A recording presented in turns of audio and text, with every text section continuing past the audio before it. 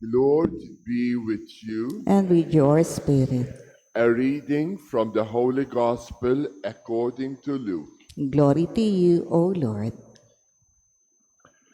In the 6th month, the angel Gabriel was sent from God to a town of Galilee called Nazareth, to a virgin betrothed to a man named Joseph of the house of David, and the virgin's name was Mary.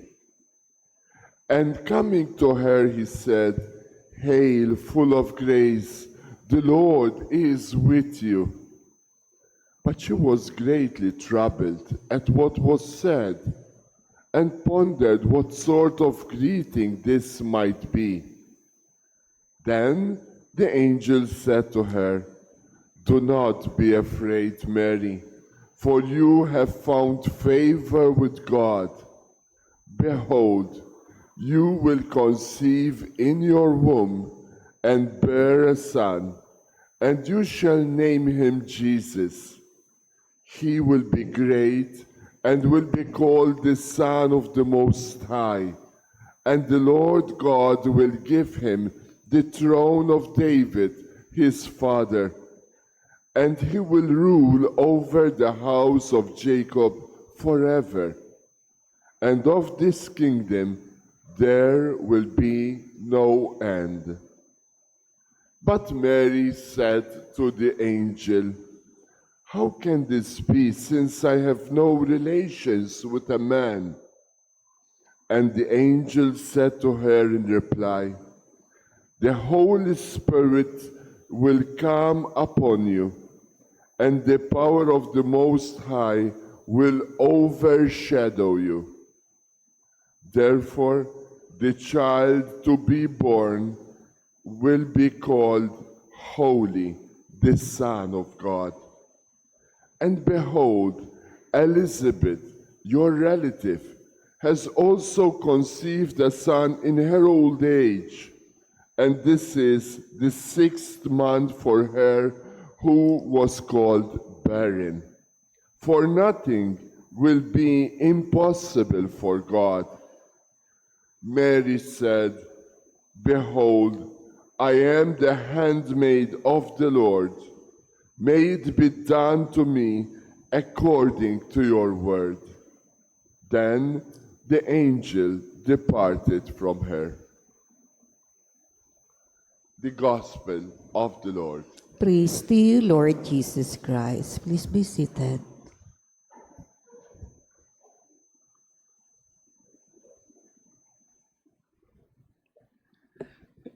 Praise be Jesus Christ. Now and forever. Good morning, brothers and sisters. Wake up, wake up. Can you please greet the person beside you? Good morning. It's a happy day. It's our 5th Misa de Gallo. To our online parishioners, thank you for being with us this morning. Attendance check lang po tayo. Attendance check. Can you raise your hand if you have been with us for the past 5 days already? Yan. Palakpakan natin ang mga nakalima na. But of course, if this is your first or second, third, it doesn't matter. What is important is you are here. I said in the beginning, this is called Misa Aurea because the Annunciation is proclaimed in our Gospel today. In other words, ngayon dapat nagsisimula ang simbang gabi. Dahil from the Annunciation, 9 months, and then Jesus' birth. March 25, supposedly, is the feast of the Annunciation leading to December 25, Christmas, the birth of Jesus. So this morning, we focus on the figure of Mary. For the past few days, we focus on Joseph, Zechariah, Elizabeth, John, and this time, it's the focus is on Mary of the Annunciation. You know very well the story. Let me point to some essential aspects of the Annunciation.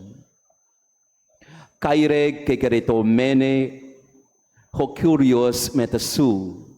In Greek, that was the greeting of the angel. Kaire kekeretomene ho kurios metasu. Hail, full of grace, the Lord is with you. Ave, gratia plena, Dominus tecum. Aba, Ginoong Maria, napupuno ka ng grasya. Ang Panginoong Diyos ay sumasa iyo. This is supposed to be the biggest news that the world can ever receive. Gratia plena.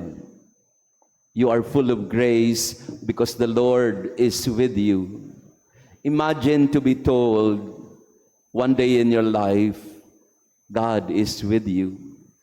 The Lord is with you. Pakisabi nga sa katabi natin, the Lord is with you. God is with you. Isn't that the most beautiful news you can ever receive in your life? The Lord is with you. But what was the reaction of Mary? What was the response of Mary to the greeting of the angel? She was greatly troubled. Parang mintis, ano? Mintis yung greeting. Kaire kekereto mene kurios metasu. Hail, full of grace, the Lord is with you. What was the response of Mary?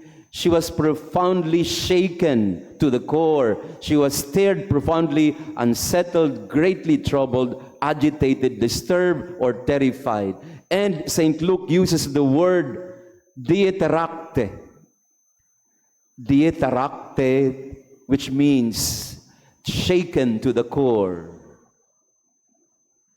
So we have to go into this, some sort of detail of the conversation between the angel and Mary, because it was not a happy news at all, in the beginning at least. She was shaken to the core, dieterakte. Sa Bicol, meron kaming word na related to that, tarakig. Dieterakte in Greek, in Bicol is tarakig, nagtarakig. I don't know if you understand Bicol. Mga Bicolano dito, taas nga ang kamay. Ayan, ayan. Pag nagtarakig, ano nagtatarakig? Ayan. Shaking. Ayan. That was the reaction of Mary. Dieterakte.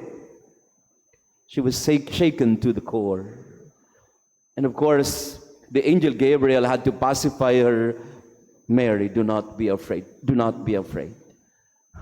Kasi nakita niyo yung reaction ng bata. Mary was barely 14 years old at that time. She was just a young maiden from Nazareth, an unknown town that nobody noticed Nazareth at that time, because there were only around 50 people in Nazareth, according to the reckoning of some biblical scholars, maximum 200 people in Nazareth. Imagine you're just a humble maiden, nag-iigib ka lang ng tubig, naglilinis ka ng bahay. You are insignificant, so to speak, in your life or in the life of the community and even your family, na suddenly an angel comes to you without warning and telling you, kaire kekereto mene hokurios metasu. Dieterakte was the response of Mary. She was deeply, terribly shaken, disturbed. And so the angel had to tell her, calm down, Mary, calm down. Do not be afraid. You have found favor with God. Friends, do not think that the Annunciation was one sweet encounter between the angel and Mary. No, it was not. In the beginning, it was fear that she shook to her core. Have you ever experienced that in your life? Bad or good news you receive and you just nanginginig ka dahil natanggap mo yung balita. Have you experienced that at some point in your life when somebody comes to you and tells you this at nanginginig ka? Lately, may narinig akong kwento about it, from a counselee. Sabi niya, Father, alam mo, nung nalaman ko suddenly na may sakit pala yung aking asawa na malubha, tinago niya sa akin sa mahabang panahon, at ngayong medyo late na siya, hindi niya na mapigilan dahil his health is deteriorating. Yung kanyang asawa daw ay for the longest time hindi sinasabi sa kanya may sakit. And then all of a sudden, this news was given to her. She was shaken to the core. Sabi niya, Father, nanginginig ako nang nakita ko yung sitwasyon ng health ng asawa ko. Hindi man lang niya sinabi sa akin. And, nakaranas na ba kayo ng ganon? You hear a news and you just shake. Yeah. We all experience that perhaps. Nung isang araw, I was invited to say Mass in BGC, by a company. And then after the Mass, the owner of the company was talking to me and she was telling me, Father, alam mo, itong kumpanya na to, pinamana lang sa akin ni Mommy. Her mom suddenly died and she was not prepared for the responsibility of this big company she's running. She has 500 people under her care. And she was telling me, Father, when this was entrusted to me to be the head CEO of the company, I was shaking. My mom did not prepare me for this because all this time I thought everything was covered. Now I suddenly realized, ang hirap pa na magpatakbo ng kumpanya. So, and she was literally, as we were speaking, she was shaking. And many other instances when we are given this great responsibility or this news that you cannot bear easily and you cannot digest, just all at once, and you are just diatarakte. You are shaking. And somebody has to calm you down and tell you, kalma lang, kalma. Nalaman mo may sakit ka, kalma lang. Nalaman mo na wala na pala kayong pera, kalma lang. Nalaman mo bagsak ka sa bar, kalma lang. Pakisabi nga sa katabi natin yan, kalma lang tayo. Yan. That was the message of the angel to Mary. Calm down, Mary. Do not be afraid. And so, very patiently, Gabriel had to explain to Mary, this is what's going to happen, Mary. Do not be afraid. You will conceive. So, the angel Gabriel, nakita niya yung sitwasyon ni Mary, so the angel Gabriel patiently, methodically, like a surgeon, explained to Mary, so calm down, calm down. This is what's going to happen. You will conceive in your womb. You will bear a son. Siguro, sa mukha ni Mary, nakikita ni Angel Gabriel, what? What do you mean, I will bear a son? How can this be? See the dialogue and the conversation? It was not a happy conversation at all. How can this be, Angel? What are you getting me into? And then the angel Gabriel explained to her, you will conceive, you shall name him Jesus. He will be great. He will be called Son of the Most High. The Lord God will give him the throne of David, his father. What? The throne of David, his father? I'm not even a princess or a queen, and you're telling me that my son will be the son of David, the great king? How can this be? I have no relations even with a man. I have a betrothed, Joseph. I love him so much. Ba't masisirain ang plano naming dalawa? So again, the angel had to continue. The Holy Spirit will come upon him. What? What is the Holy Spirit? Siguro nagtatanungan yung dalawa. Alam niyo po, hindi ganun kalinis yung conversation na to, if I may be allowed to interpret the Luke 1:26-38. It was really more of a back and forth. Mary was some sort of, what are you trying to tell me? I don't get it. I don't understand. Friends, brothers and sisters, diatarakte means Mary was shaken to the core and she was not ready to accept everything all at once. And the angel Gabriel had to explain to her patiently what was happening. Like a surgeon again, like a doctor. I received that news. Again, I've been telling you about my experience with my parents. Ako po yung lagi nakaka-receive ng news ng condition ng parents namin before they died.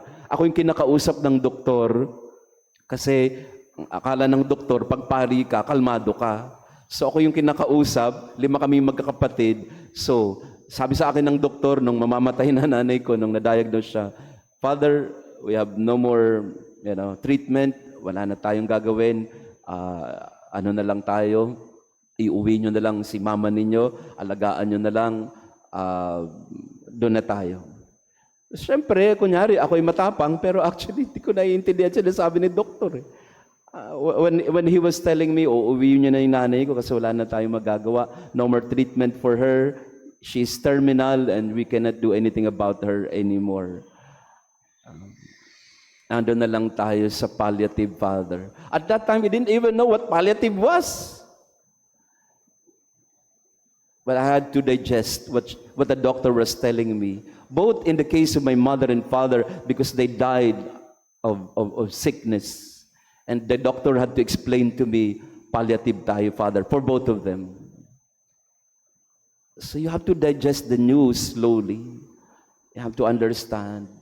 At in the beginning, it was hard. It's really hard. When you don't understand what is happening in your life, when you receive the news that your husband is having an affair and that you just suddenly shaken to the core.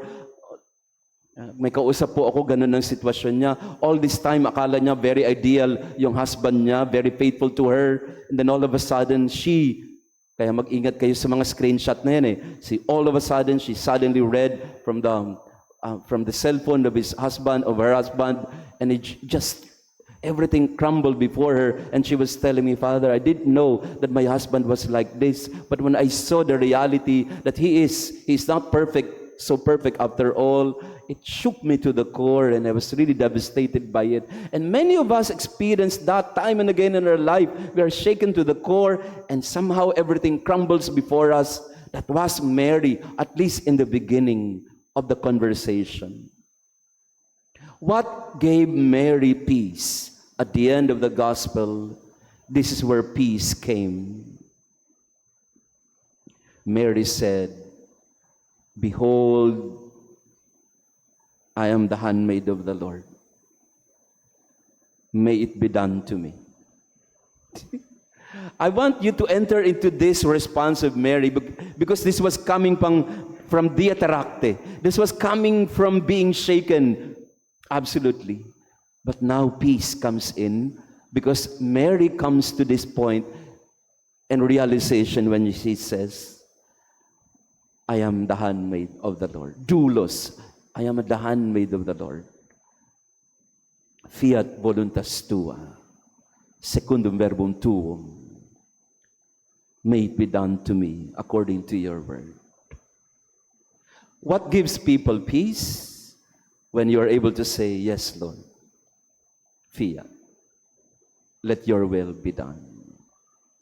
That helped me when I received the news of the illness of my parents. Thy will be done. It is not a resignation. It is not a surrender. It is trust. You entrust. Faith comes with trust. If you say yes to God, you also have to trust Him. The yes of Mary was a leap of faith. It was a great risk for her, but she trusted in the Lord. If you are to say yes to God convincingly, and you are to commit to that yes, you must entrust everything and surrender everything. And you have to say to yourself, Lord, thy will be done. Hindi ko naintindihan lahat, hindi ako ready sa lahat, pero thy will be done. Amen? Yan, pakisabi sa katabi mo, peace comes from trust. Yeah? You have to trust in the Lord, and you have to say to the Lord, yes, Lord, this sickness, I accept. Yes, Lord. This bad news in my family, yes, Lord, I accept. Wala hindi ka pwedeng mag-rebelde. Kailangan nating tanggapin sa mga pagkakataon ng buhay natin na hirap untindihin ng lahat. When things are hard to digest and understand, you have to trust. You have to say, yes, Lord. Yes, Lord. So in this Mass, I'd like us to do that. The yes of Mary. Yes, Lord.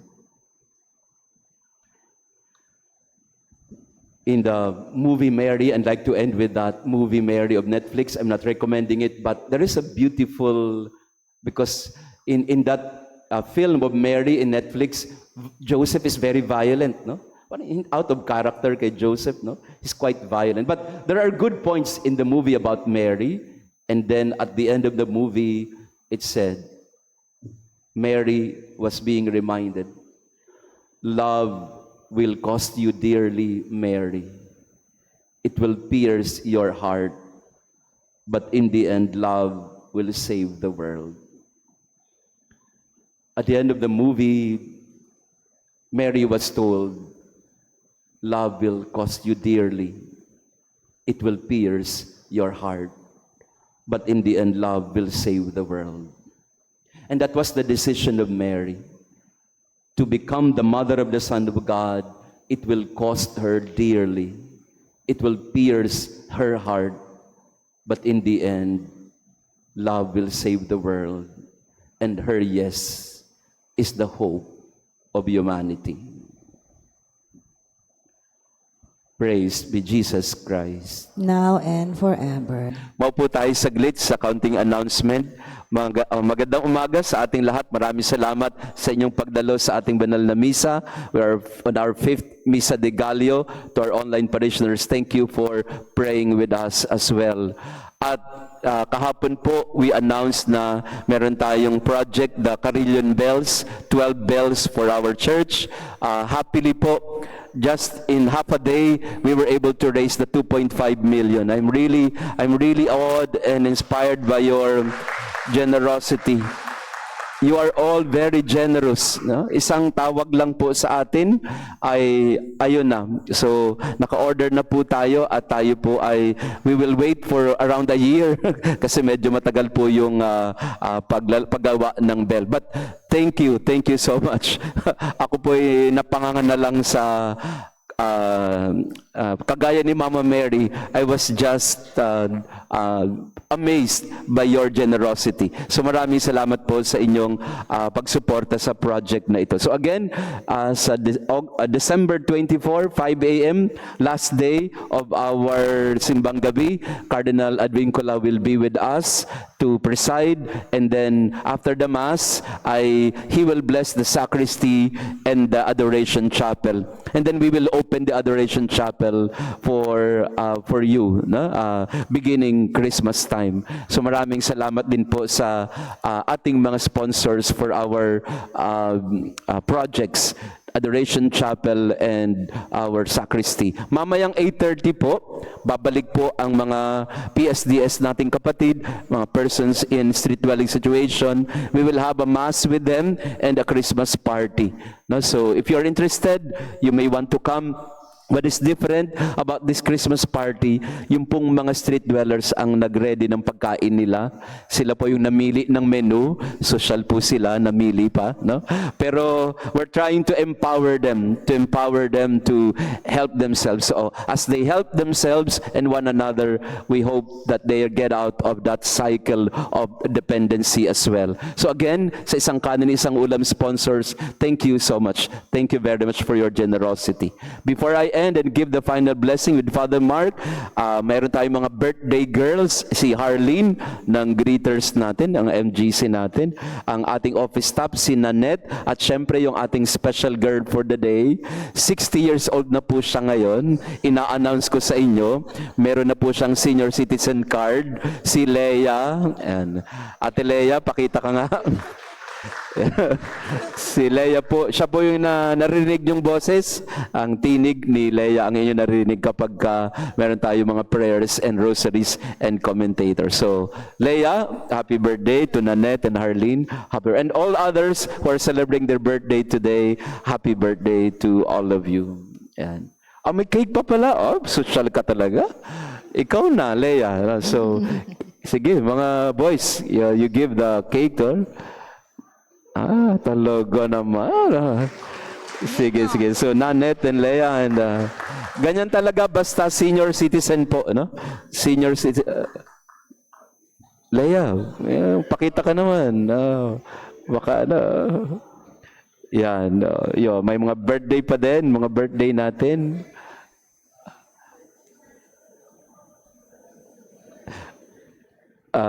We are so grateful to Leia because she's really been a wonderful volunteer in our parish, and yeah, siya po yun talagang, kung wala po si Leia, wala pong misa.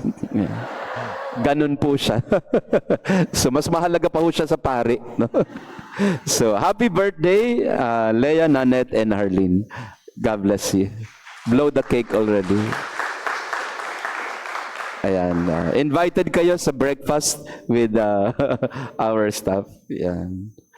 We all stand. The Lord be with you. And with your spirit. And may our loving God bless you and your family, the Father, the Son, and the Holy Spirit. Amen. Our Mass has been offered. Go in peace to love and serve the Lord. Thanks be to God.